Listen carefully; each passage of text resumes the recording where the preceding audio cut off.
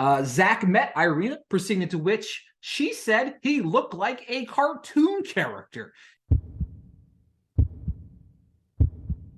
Welcome to another episode of the Love in Reality podcast. I am your host, Ricky Valero. On today's episode, I am going to take a look at the first 5 episodes of Love is Blind Season 4. The new series is kicking off today, and I wanted to share my thoughts on the pods, the engagements, ranking my favorite couples before they head home. It's going to be exciting to really kind of hone in and have a lot of fun with this season and kind of get your thoughts throughout the season. I will be releasing some interviews with the cast and crew of Love is Blind, so that should be a lot of fun as that progresses. But without further ado, let's go ahead and jump right into the pods. Right out of the gate in the pods, Kwame and Micah matched. And it was like a sweet little combination until it wasn't.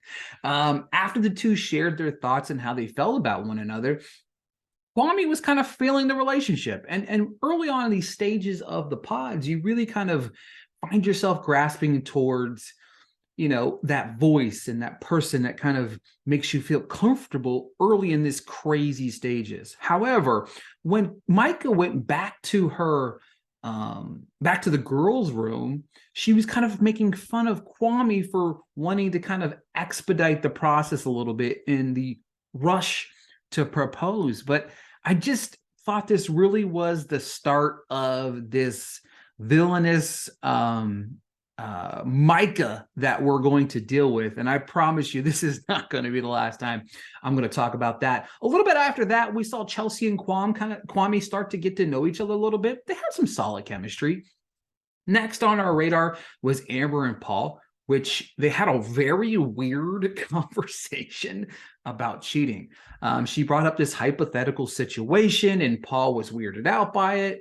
And then shortly after that, we see Paul and Micah connect and tell each other kind of right away that they would say yes to each other, being the polar opposite of what we heard from her just a little bit earlier in the episode while talking to Kwame and kind of making fun of him. As you'll see, this is a trend of things that transpire with Micah and one of her little hellions here. We'll talk about in a little bit. But moving right along here, throughout episode 1 here, the one thing that stood out the most was Tiffany and Brett.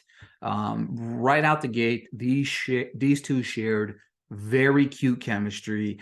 They loved the idea of the pod so they could get to know each other in this time in a way that you wouldn't be able to outside in the real world. You know, I talked about this in my interview with Danielle Rule. She kind of reminded us that sometimes you can sit in these pods for up to like 8 hours with one person. Like you don't get 8 dates of information in that type of time frame, right? You have 8 hours of talking to somebody, so you're cycling through everything throughout each and every moment inside the pod. So these two connected right out of the gates, but in a funny moment towards the end of the episode, and you'll find it funny in some aspects, but when you move into episode 2, it was kind of like, oh, okay. But eventually, as they're talking, Tiffany falls asleep on Brett. And Brett really freaks out because he's really opening himself up and really becoming very vulnerable to Tiffany. And in that moment, you see a man that's like pouring his heart out and he's very confused of what is going on, right? He's like, what did I do wrong? I'm literally pouring my heart out. And he gets frustrated. He goes back to the men's pod and was like, guys, I'm done. I can't do this. Like, this is what I'm pouring my heart out here. And she's just kind of throwing me out to dry. And it was just an insane moment it's cute when they'll probably look back on it in the future, but pretty crazy. Zach, we get to know him early on, which I kind of liked. Right out the gate, because he had a funny moment where he said that he was a stripper, right? That would be his like icebreaker. You know what I mean? He'd break the ice with yeah, my name is Zach, I'm a stripper. And then of course they'd laugh about it. And then he'd reveal, no, well, you know, his mom was a stripper. And then of course his mom dies, blah, blah, blah, blah. But it was I kind of liked him for that, because this is a very odd and weird circumstance to be in. But if you can break the ice with that funny laughing type of manner, you can really reel some people in that enjoy that humor. He built a strong connection there with Bliss, but also Irina in that first episode. Into episode 2, like I said, we're going to break down the first 5, just kind of quickly go through all of them, give some brief thoughts throughout them. But Kwame is ready to propose to Micah, who tells him she's dumping him in favor of Paul. What a wild chain of events. Kwame's ready to pop the question. Micah is ready to tell him to pound sand. After this, again, Micah goes back to brag to Irina that she did this. Paul then rips Amber's heart out in a trillion pieces to tell Amber that he's picking Micah. Now, the problem that I had here is this. I understand that hearts are going to be broken in this situation. We all are very, very well aware of that. However, my biggest bone to pick here is with the insinuation, right? You know what I mean? Like, you have these scenarios building. She could have handled the situation with Kwame a little bit better. And how she acted after the fact, again, she kind of shows those villainous portrayal that we get from her very early on. That's very, very frustrating, especially with her little friend, Irina. Now, that said, we got our first couple to be engaged. Brett and Tiffany should surprise absolutely no one. They were the first couple to get engaged. I love these two right out the gate.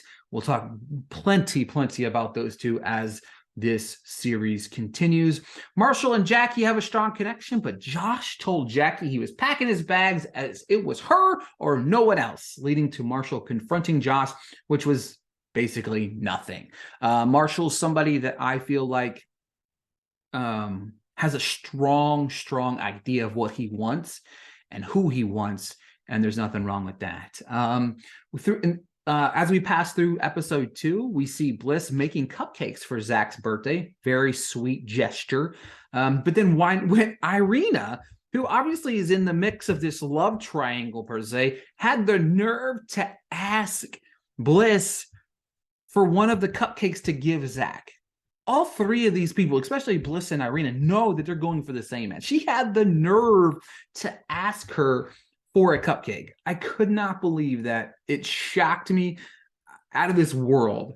But then proceeded on the date with Irina, that she kind of threw Bliss under the bus of just the chitter chatter and the backstabbing and stuff like that.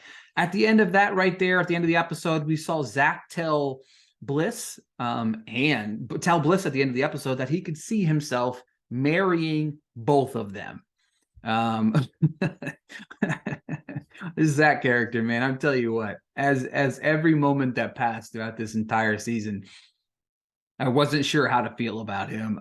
Still kind of uncertain at times, but he made some bonehead mistakes, that's for sure. Also in episode 2, Paul and Micah, second couple to get engaged. So through 2 episodes, we had 2 couples get engaged. Brett and Tiffany, Paul and Micah. Moving on to episode 3, Marshall and Jackie are getting engaged. I think they're very cute together. I loved how they handled the Josh situation. I felt like it was very, mature. You know what I mean? Like, it's very mature to handle the situation. We're all grown folks here. And then, of course, Kwame and Chelsea get engaged, which Chelsea being his second choice. It'll be interesting to see how their relationship unfolds over the course of the next couple episodes. But watching it back, did he really ever tell Chelsea that he was planning to propose to Micah? Like, did that conversation ever happen? Like, there's a lot of rift that happens between Kwame, Micah, Chelsea. That there's a lot of that goes on whenever we move to Mexico. But it's very interesting to know if that happened. Zach, of course, picks Irina like a moron, and he sings to her. Very, very sweet. I love it. I love the idea. But man, if you are going to sing to somebody, please, and on national television at that, please have a voice. Please have a voice. That would be very vital. But I appreciate his vulnerability in trying to do that on national TV in front of all these people. Moving on to episode 4 and 5, kind of mush them together when we're talking about, now I'm going to talk about them by couple basis, right? Zach met Irina, proceeding to which She said he looked like a cartoon character in what I believe was the most awkward first meeting between two people in Love is Blind history. Very awkward moment. Even Zach wasn't sure how to take her saying that, right? These two just butt heads, like consistently butt heads. To start with, as soon as they jump out the gate, you can tell that she was not attracted to Zach. You can tell that, I don't know what it was about Irina, but part of me felt like maybe she was on this show. Maybe she was here to find love, but once she realized maybe she wasn't going to find that, maybe she was going to, I don't know, try to prolong her time on the show, I guess you could say. But that being said, we are now moving to Mexico. First, we got to take a peek at Brett and Tiffany. These two were pretty rock solid in Mexico, period. No real qualms here. It was interesting to see because I don't think we've ever seen a couple as strong as Brett and Tiffany from the pods into Mexico as they get ready to prepare to go home, right? They were a force to be reckoned with. They were rock solid, no issues, no real big fighting or anything like that. So it was nice to see that these transitions between one from the pods to Mexico, but then actually having the conversations, getting to know each other physically, mentally, emotionally, face to face, it can really change a perspective on a relationship. Paul and Micah. We're now in Mexico with these two. Micah said Paul wasn't her type, but finds him attractive. These two are definitely just hit and miss when they're in Mexico. Very weird, very interesting. But speaking of Micah and speaking of Kwame, we had Kwame and Micah have a conversation at the pool. Micah made a joke about something about a second proposal, set Kwame off. The world comes to an end, blah, blah, blah. We got a lot of conversating, but this leads to Kwame and Micah sitting by the pool and talking for what seemed like forever, and quite disrespectfully to Paul and Chelsea, to be honest. The entire situation was sketchy, which made Chelsea end up leaving the room. I'm not sure Micah really liked Kwame, but I felt like at this point she was just trying to start shit. And that's just what this seems like the theme with her in this show, especially the entire time in Mexico. And I'm not saying Kwame is without any issues here, because Kwame 1000% belongs in the doghouse for what his actions as well, because it really felt like if they could have, they would have kissed. You know what I mean? He would have kissed her 100,000%.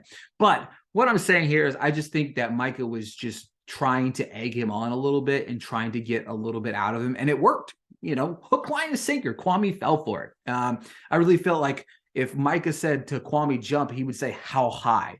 It was definitely an interesting dynamic here. Not surprised Chelsea stormed off. And, they tried to, talk about that a little bit later. Marshall and Jackie, they had some highs and lows. The opposite of what's saying about Brett and Tiffany.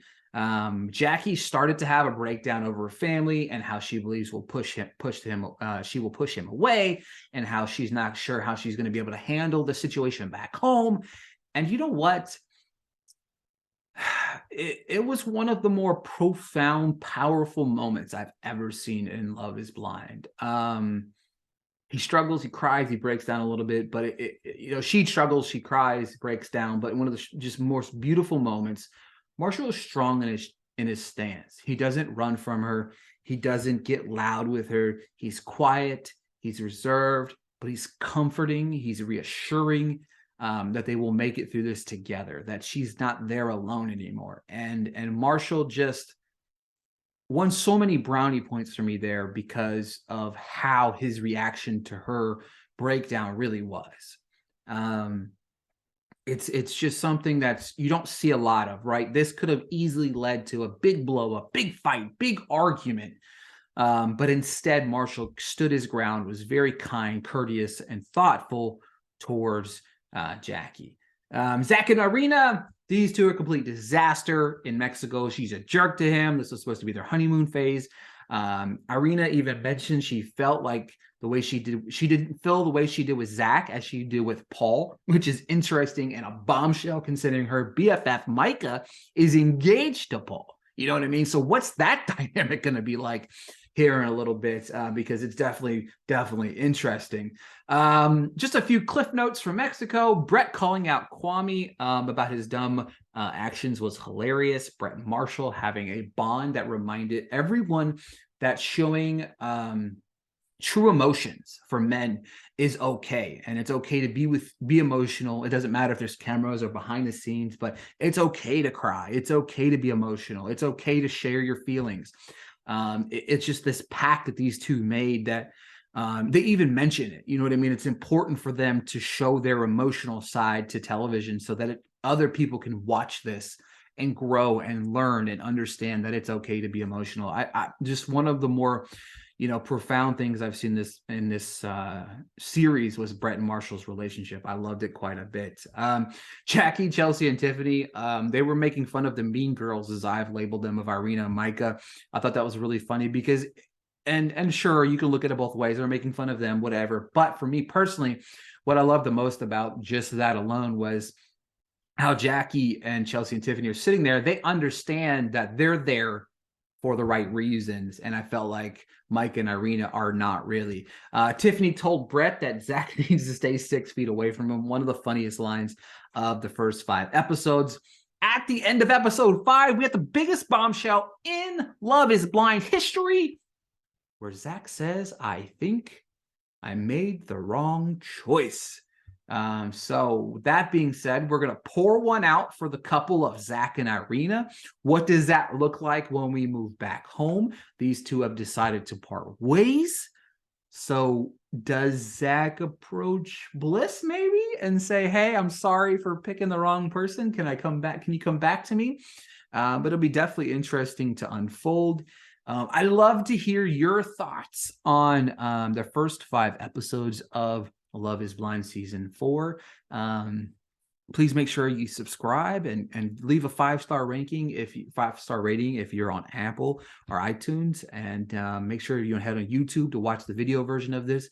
Follow me on Twitter and Instagram at @RickyVlair_. I'm going to have a lot more fun interviews coming in the near future. I will be reviewing each of these episodes, the first 5, the next, I think, 4, the next 3, and then, of course, the final episode leading up to the end of Love is Blind season 4. But with that being said, before we go, I want to rank the Love is Blind season 4 couples. Obviously, Zach and Irina out of the picture, but coming in at number 4, I've got Paul and Micah right now.